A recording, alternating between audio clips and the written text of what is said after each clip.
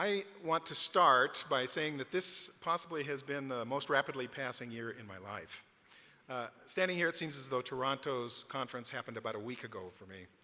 And as the year went by, I noted a few moments that stand out for me that I'm going to share with you today. There are at least a few people in this room who haven't met me. I live in Portland, Oregon, and I work as CFO for Clackamas County, which is the county to the south and east of the city. And as all places do, that beautiful county has changed pretty dramatically over time since I joined it as an accountant in 1984.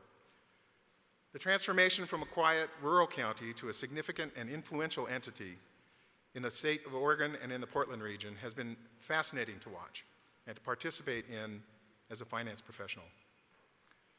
This has been the center of a richly rewarding career for me, and for all the ups and downs of each of those 33 years, politically, economically, and societally, I see a bright future for the county and the region. But I'd like to talk first about us, you and me, all of us. I had a moment a short while back as I was out working in my yard. My wife and I are lucky enough to live in the house where we raised our children and with a yard large enough to hold beehives and raised garden beds that we plant with vegetables each year. And it's spring in Portland, so it's raining. And out there in the garden, I've been relocating raised garden beds, moving the wood frames into a sunnier spot. And on that day, I was moving shovelfuls of heavy, wet dirt from where the bed had been, refilling the frame where it had been moved. And this was fairly exhausting. After about half an hour, I leaned on my shovel, and the thought popped into my head, here's the GFOA president moving dirt from one place to another.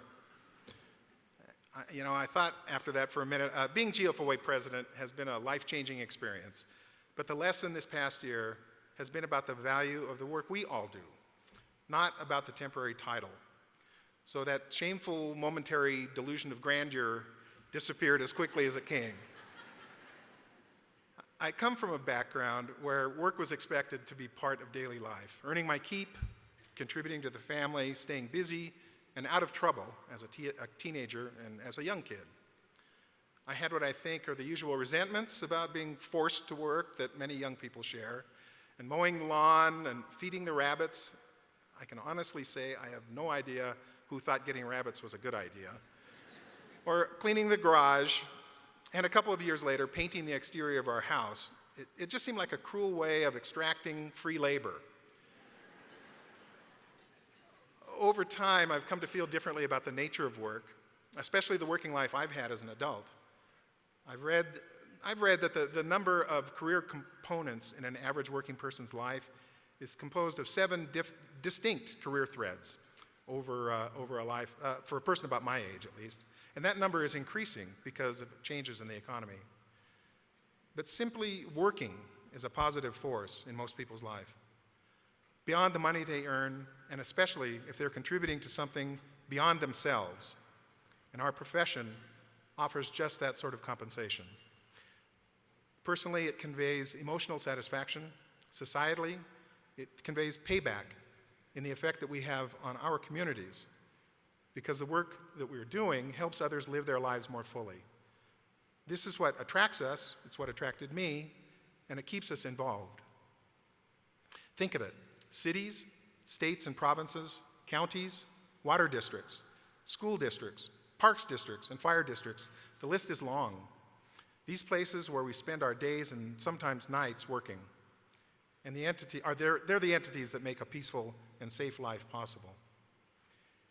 In the multiple countries today in which there is no functioning government, we see the chaos and losses that those citizens endure.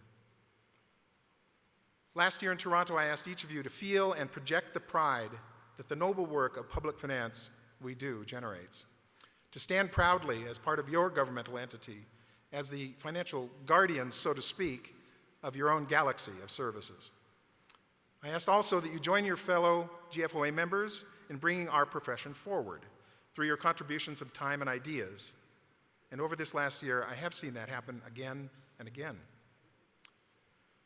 One of the privileges of serving as president of GFOA is the ability to travel as your representative to different places on this continent and to visit our international partners in this work. And though it's a great personal opportunity, it is really most valuable for developing and extending the relationships GFOA has with its members and with the members of the state and regional associations around the US and Canada, as well as abroad. I've been able to learn about the challenges and successes of colleagues from multiple states, as well as those international colleagues from Sweden and Israel, the Republic of Georgia, South Africa, and China.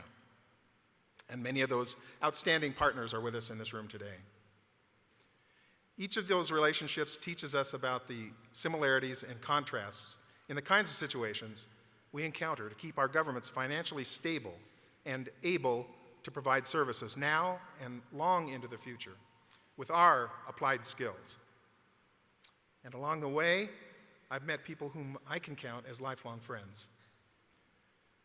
Going to different places on behalf of GFOA also involves taking a message to the people I meet across the country and beyond. And my general theme this year has been about what makes a team productive, as none of us in our profession, or any profession, achieves success in isolation. My talks have my annual 8-day backpack trips as the example of teamwork, with photos of some of the places we've walked into and out of. For nearly every one of the last 29 years, I've been part of a group of half a dozen friends who test themselves and support each other in the rugged high country of the American West, and some of it here in Colorado.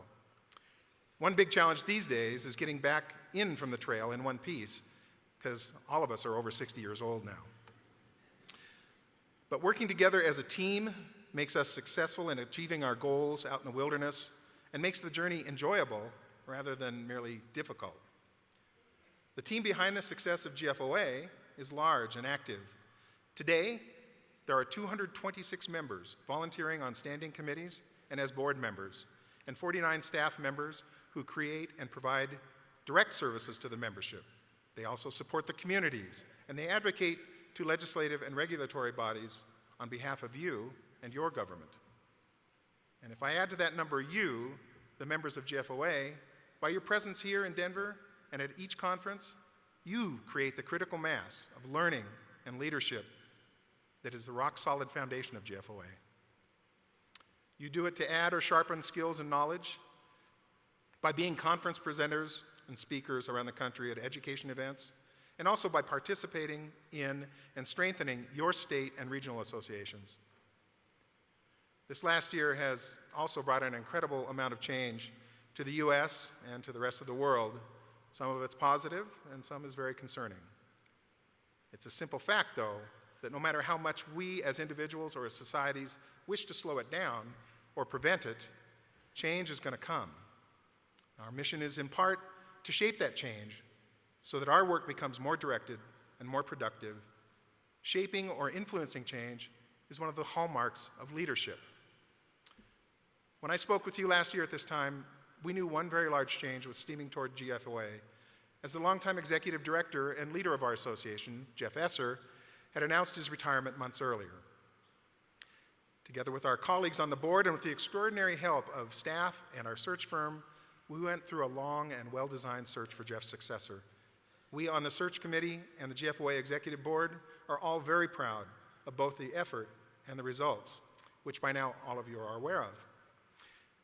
Every one of the contributors to that 18-month-long effort has my complete gratitude for their tireless devotion to bring us a great result from the search.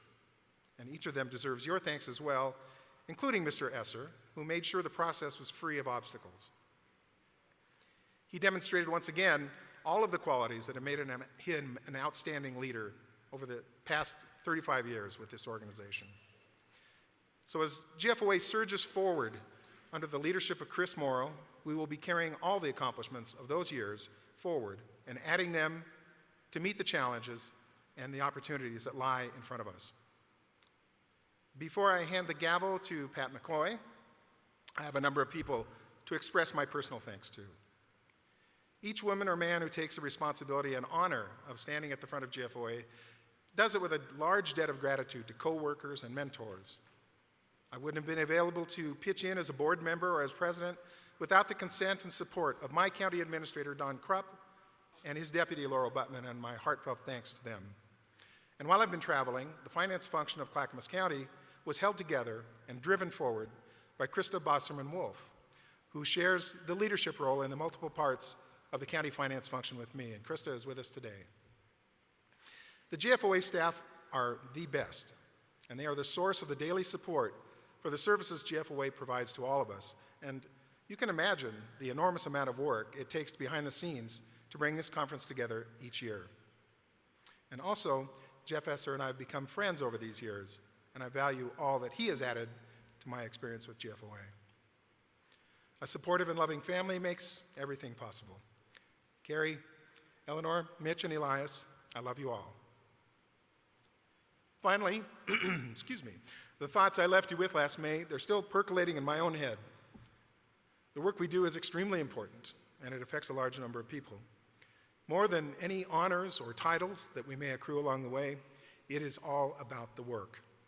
And for that, you should also be aware that in your role in the finance function, you are instrumental in making your government successful through your personal leadership. Your presence here demonstrates your desire to keep learning all that you can, to be even more effective and influential through your work. So keep learning and keep leading.